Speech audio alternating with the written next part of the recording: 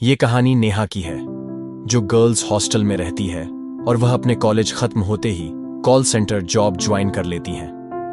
नेहा अपनी नई जॉब के लिए बहुत उत्साहित है। नेहा की नौकरी का पहला दिन है और वह तैयार होकर समय से पूर्व ही कॉल सेंटर पहुंच जाती है, जहां उसे उसके टीम लीडर उसे काम की प्रक्रिया समझाते हैं। नेहा कॉलेज में बहुत ही होनहार छात्रा थी, इसलिए उसे काम को समझने में कोई ज्यादा परेशानी नहीं होती और वह पहले ही दिन से क्लाइंट कॉल अटेंड करने लगती है। नेहा के बात करने का तरीका इतना अच्छा रहता है कि वह पहले ही दिन कई ऑर्डर जनरेट कर देती है। यह देखकर नेहा का टीम लीडर बहुत खुश होता है और उसके काम के लिए उसे सबके सामने प्रोत्साहित करता है। नेहा खुश हो जाती है और कई दिन होने के बाद अब नेहा को भी यह काम अच्छा लगने लगता है। नेहा अपने काम से इतना प्यार करने लगती है कि उसे कई बार अपनी टाइमिंग का भी पता नहीं चलता। कई दिन ऐसे ही चलते रहते हैं। एक दिन नेहा का टीम लीडर उसे नाइट शिफ्ट करने के लिए कहता है, लेकिन नेहा रात में काम करने को मना कर देती है। दरअसल कॉल सेंटर की रात को काम करने वाले स्टाफ में कमी आ जाती है, जिसकी वजह से नेहा को अप्रोच किया जाता है।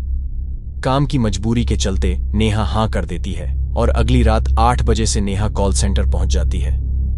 नेहा जैसे ही अपना हेडफोन लगाती है, लेकिन वह इस कॉल को नजरअंदाज कर देती है। उसे लगता है यह जरूर किसी की शरारत होगी और वह रात की शिफ्ट खत्म करके सुबह अपने हॉस्टल पहुंचती है। हॉस्टल में नेहा खाना खाते वक्त टीवी देख रही होती है। तभी उसे खबर मिलती है कि उसके टीम लीडर की कार एक्सीडेंट में मौत हो गई है और यह देखते ही नेहा अपना खाना छोड़कर अपने कॉल सेंटर भागती है। वहां उसे पता चलता है कि उसके टीम लीडर नाइट शिफ्ट खत्म करके अपने घर जा रहे थे और रास्ते में ही एक ट्रक से उनका एक्सीडेंट हो गया और उनकी मौत हो गई। लेकिन नेहा इसलिए ज्यादा परेशान थी क्योंकि रात को जो कॉल आया था उसमें यही मैसेज था कि सुबह तुम्हारे टीम लीडर की कार एक्सीडेंट से मृत्यु हो जाएगी, और वह कॉल हकीकत में बदल चुका था, जिससे नेहा बहुत परेशान थी। वह सभी को यह बात बताना चाहती थी, लेकिन उसे अच्छे से पता है कि कोई उसकी बात का यकीन नहीं करेगा। नेहा पता करना चाहती है कि वह कॉल किसने किया था, इसलिए वह अपने एडमिनिस्ट्रेशन में जाकर कॉल डिटेल पता करती है। लेकिन जिस समय नेहा को कॉल आया था उस समय का कोई भी रिकॉर्ड मौजूद नहीं होता। इसका मतलब उस समय किसी क्लाइंट का कॉल नेहा को नहीं आया था। नेहा इस बात पर यकीन ही नहीं कर पा रही थी कि उस कॉल की वजह से ही उसके टीम लीडर की मौत हुई, और वह परेशान होकर अपने हॉस्टल वापस लौट जाती है। सारा दिन परेशानी झेलने के बाद वह अपनी नाइट शिफ्ट के लिए तैयार होती है और कॉल सेंटर पहुंच जाती है। यहां उसके सहकर्मी पहले से ही काम कर रहे होते हैं और टीम लीडर के स्थान पर एक नए व्यक्ति को नियुक्त किया जाता है। नेहा जाते ही नए टीम लीडर से परिचय करती है और उसके बाद क्लाइंट कॉल अटेंड करने में लग जाती है। देखते ही देखते रात 12 बज जाते हैं और फिर उसे उसी तरह का एक और कॉल आता है और उसमें बताया जाता है कि आज रात 2 बजे कॉल सेंटर के सर्वर रूम में आग लग जाएगी, जिससे कॉल सेंटर का सारा क्लाइंट डाटा बर्बाद हो जाएगा और इससे कंपनी को बहुत नुकसान होगा। लेकिन नेहा इस बार इस बात को हल्के में नहीं लेती और अपने नए टीम लीडर से जाकर सारी बात बता देती है, और वह भी नेहा की बात पर भरोसा करते हुए सर्वर रूम का परीक्षण करता है। लेकिन वहां किसी तरीके की तकनीकी खराबी नहीं होती और वह नेहा से कहता है, यहां सब कुछ ठीक है, दुर्घटना होने का तो सवाल ही पैदा नहीं होता है। जरूर तुम्हें फर्जी कॉल आया होगा, तुम अपने काम में लग जाओ, इन सब बातों पर ध्यान मत दो। कॉल सेंटर में स्पैम कॉल आम बात है। और नेहा वापस कॉल अटेंड करने में लग जाती है। कुछ समय बाद जैसे ही 2 बजते हैं, सर्वर रूम में एक छोटा सा धमाका होता है और काम कर रहे सभी लोग भागते हुए वहां पहुंचते हैं और देखते ही देखते सारे कमरे में आग लग जाती है। टीम लीडर सभी से आग बुझाने को कहते हैं। तभी वहां रखे हुए पानी के कंटेनर से सभी आग बुझाने में कामयाब हो जाते हैं, लेकिन सर्वर रूम जलकर खाक हो चुका था और अब वहां कोई बैकअप नहीं किया जा सकता था।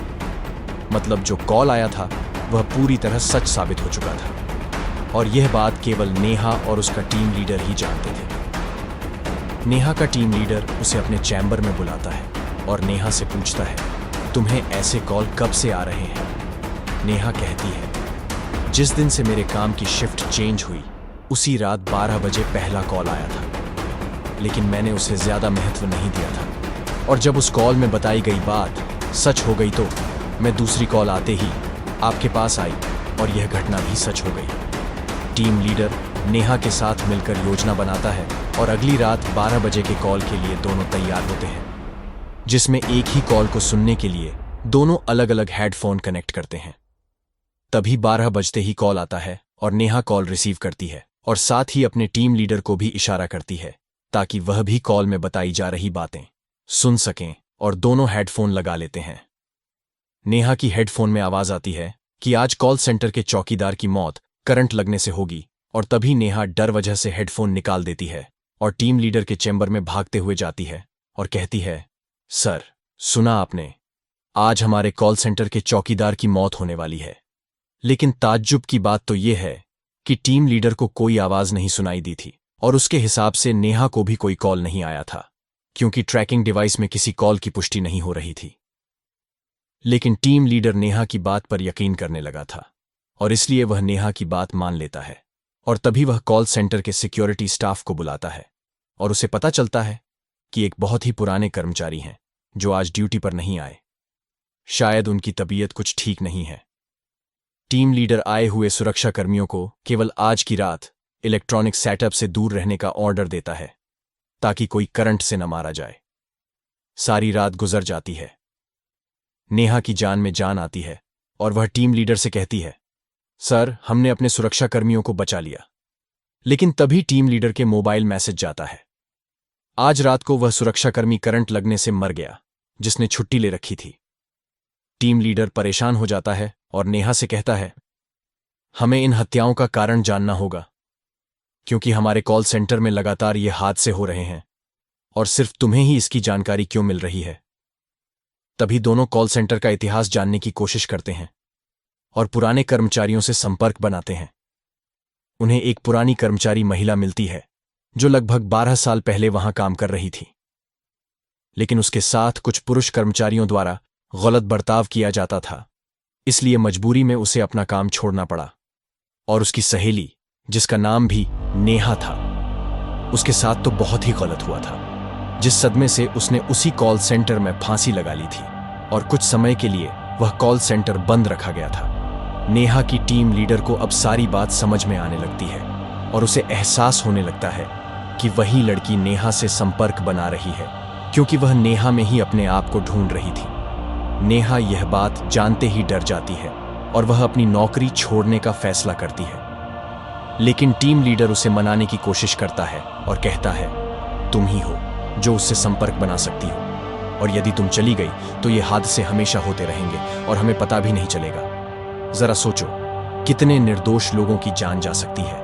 और यह बात सुनते ही नेहा मन बना लेती है कि वह पता लगाकर रहेगी कि यह हादसे कैसे रोके जा सकते हैं, और दोनों मिलकर एक व्यक्ति के पास जाते हैं जिसे वैज्ञानिक रूप से भूतों से संपर्क साधना आता था।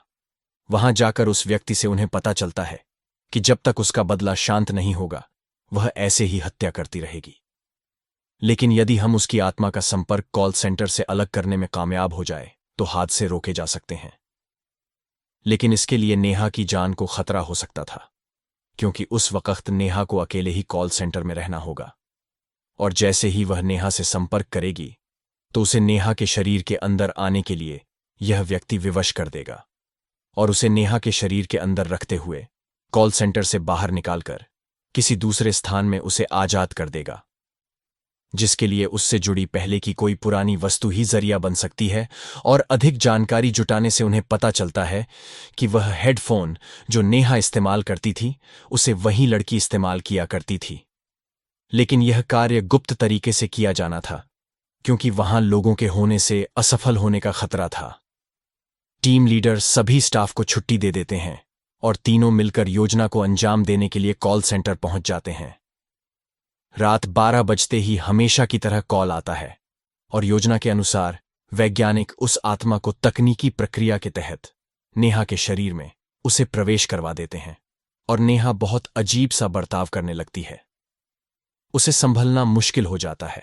तभी दोनों नेहा को रस्सी के सहारे बांधकर कार तक ले जाते हैं और एक सुनसान जगह धार्मिक स्थल पर उसे आजाद करने की तकनीकी प्रक्रिया करते हैं। कुछ ही घंटों बाद नेहा को होश आ जाता है। टीम लीडर यह देखकर बहुत खुश होता है, क्योंकि उन्होंने खतरा उठाते हुए इतना बड़ा काम कर लिया था और बहुत से बेकसूर लोगों को मरने से बचा लिया था। इस हादसे ने नेहा को झकझोर के रख दिया, इसलिए वह अपनी नौकरी छोड़ देती है और अपने गांव वापस चली जाती है। इस घटना के बाद कुछ दिनों के लिए कॉल सेंटर में नाइट शिफ्ट बंद कर दी जाती है। इस घटना के कुछ दिन बीते ही थे, अचानक 12 बजे फिर कॉल सेंटर में कॉल आता है, जबकि सारा सिस्टम बंद किया जा चुका था। लेकिन फोन की घंटी बजती रहती है और कहानी खत्म हो जाती है।